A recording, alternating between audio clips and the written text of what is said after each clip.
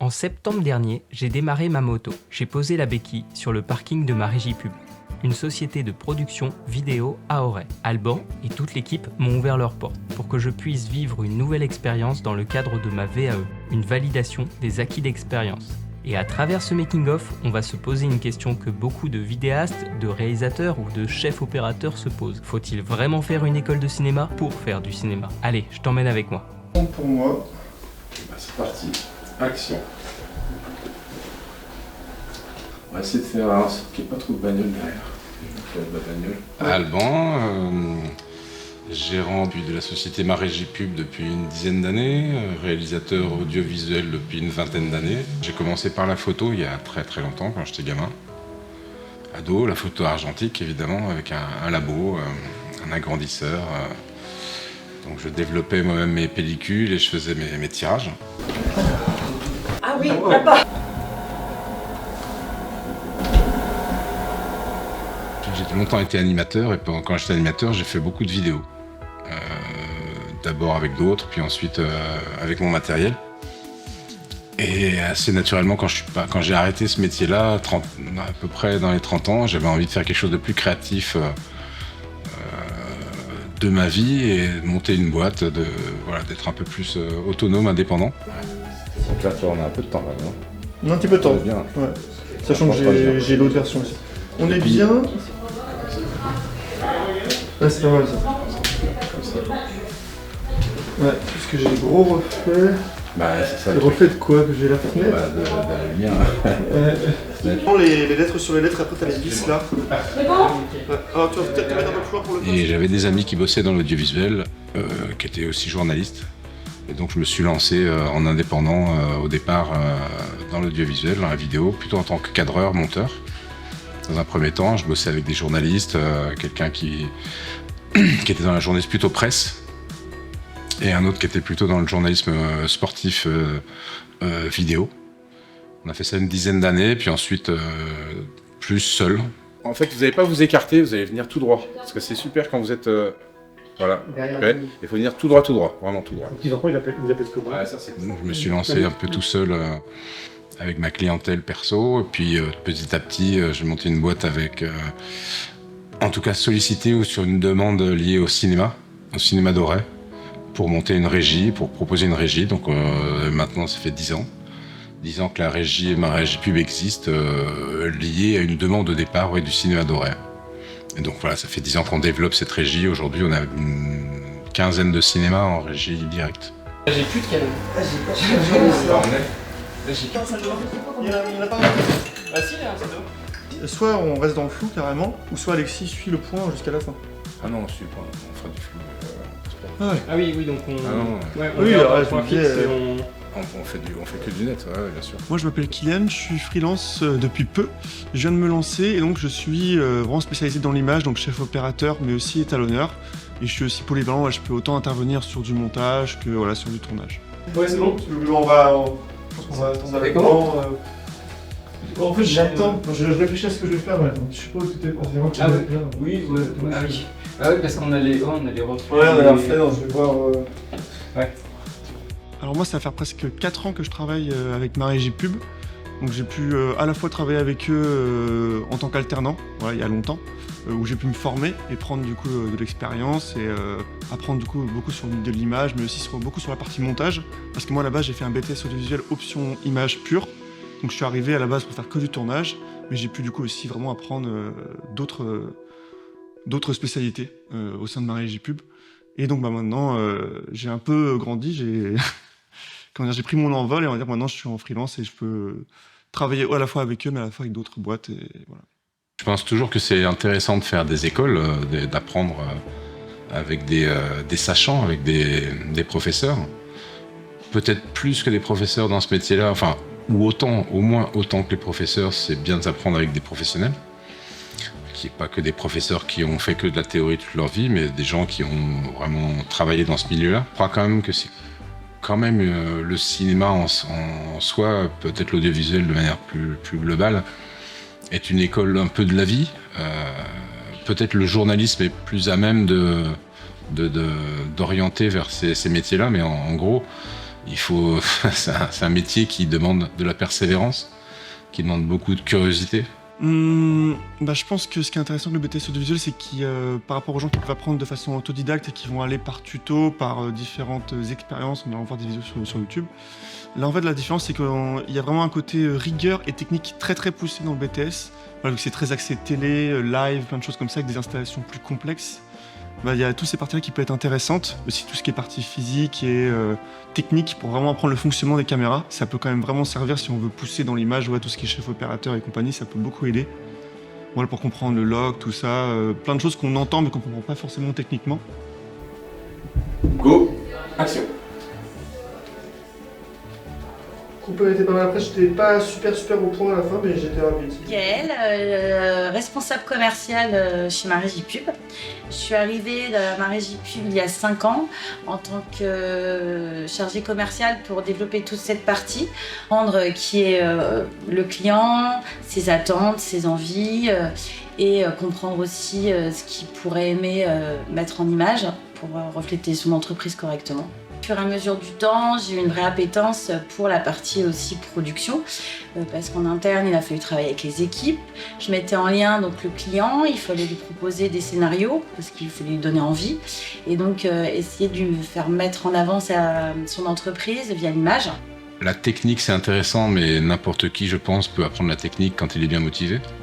Il n'y a pas forcément besoin d'école, même si ça peut aller plus vite, ça peut être plus efficace. Et puis on peut aussi partager les savoirs en école, ce qui est plus difficile quand on bosse seul ou quand on bosse... voilà. Je pense faire une école, c'est intéressant en soi, mais il y a peu d'écoles qui forment à ce qu'est la vie d'un vidéaste après l'école.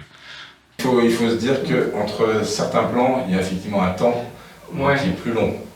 C'est pas grave, tant pis. Ok. C'est pas gâteau.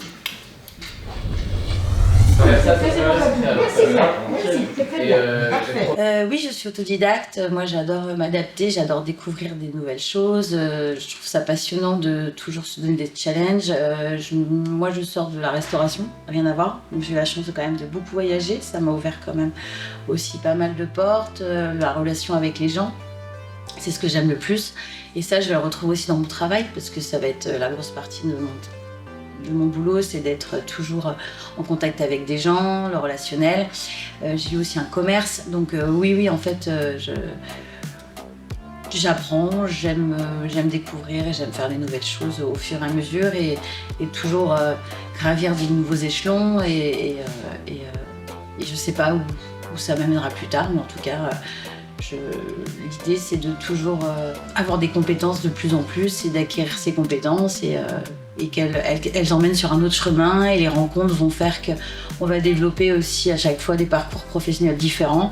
Mais tout ça c'est toujours avec de la relation et c'est ce qui va permettre d'avancer au fur et à mesure. C'est difficile d'être cadreur, je pense, aujourd'hui jusqu'à la retraite. Il y en a certainement, mais il y en a de moins en moins, je pense. Je pense qu'il y a de plus en plus de renouvellement assez jeune, assez tôt, donc il faut évoluer. Il ne faut jamais se laisser aller, il faut être, je dis persévérant, mais il faut être malin. Il faut être vraiment malin. Donc l'école, c'est intéressant, mais ça ne forme pas à ça. Ça forme à la technique et à la théorie. Et encore la technique, à voir quelles écoles. Je ne sais pas si le BTS forme beaucoup à la technique. Moi, par expérience, avec tous les alternants avec lesquels on a travaillé, j'ai le sentiment qu'ils ont beaucoup plus appris. Enfin, c'est là où cette formation est intéressante. En tout cas, c'est quand on réussit à la faire avec une partie entreprise, c'est absolument nécessaire. Je pense que s'il n'y a que la théorie et qu'il n'y a pas cette partie entreprise, je suis très peu confiant que les gens réussissent derrière à en faire un métier. Ouais, je m'en fais un.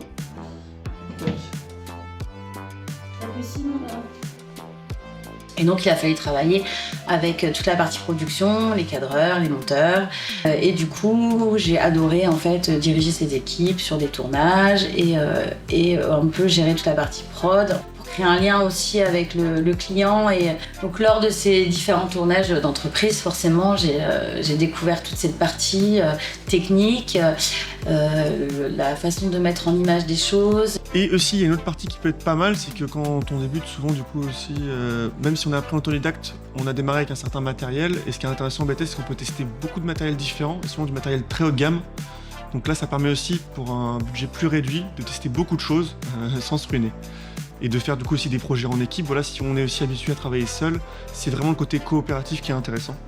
Donc vraiment, voilà, travailler sur des plus gros projets en équipe, des courts-métrages, des lives télé, des clips, voilà, ça peut être très large. Donc ça, c'est un gros point intéressant. Ok, ça tourne à l'image. C'est pour ça que si jamais on a doublé avec la... Ok, je m'enlève, on bouge pas. Parfait.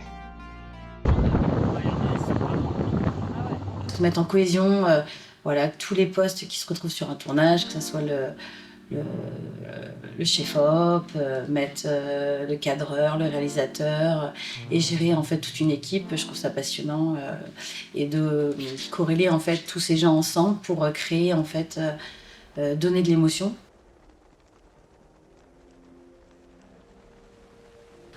On est dans une époque complexe.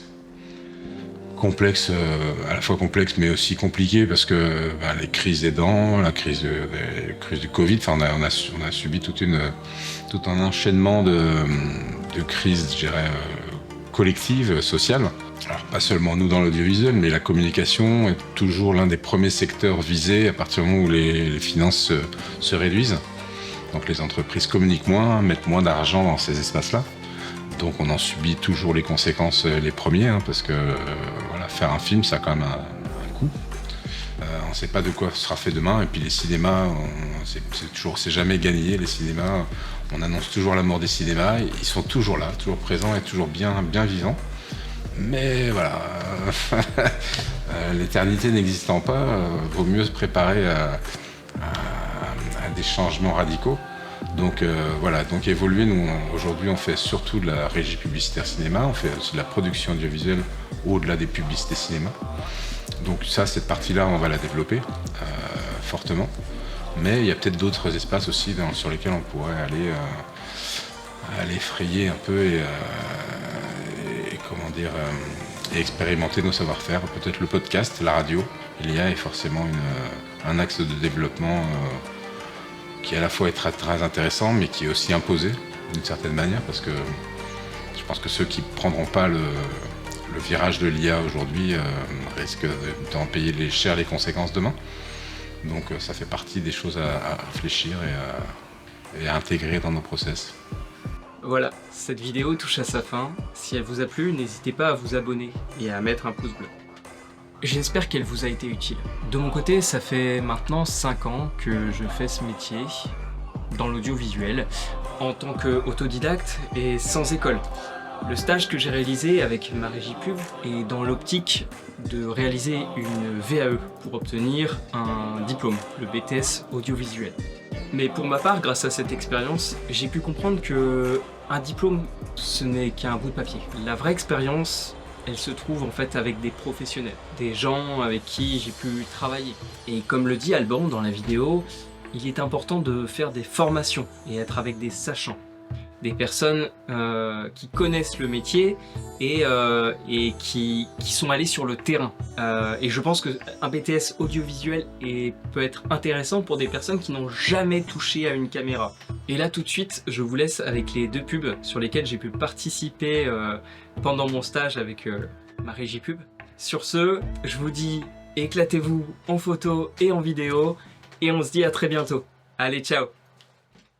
Notre maison est remplie de souvenirs. C'est ici qu'on se sent bien. Comme Evelyne, adaptez votre logement pour préserver confort et autonomie grâce aux aides financières disponibles. Un accompagnement personnalisé et des conseils gratuits. Solia Bretagne, solidaire pour l'habitat. Chez Entendre Carnac, audioprothésiste indépendant, profitez d'un bilan auditif gratuit et découvrez des aides auditives sur mesure adaptées à vos besoins.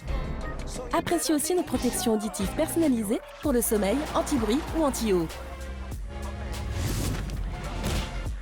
Entendre Carnac, votre expert de l'audition.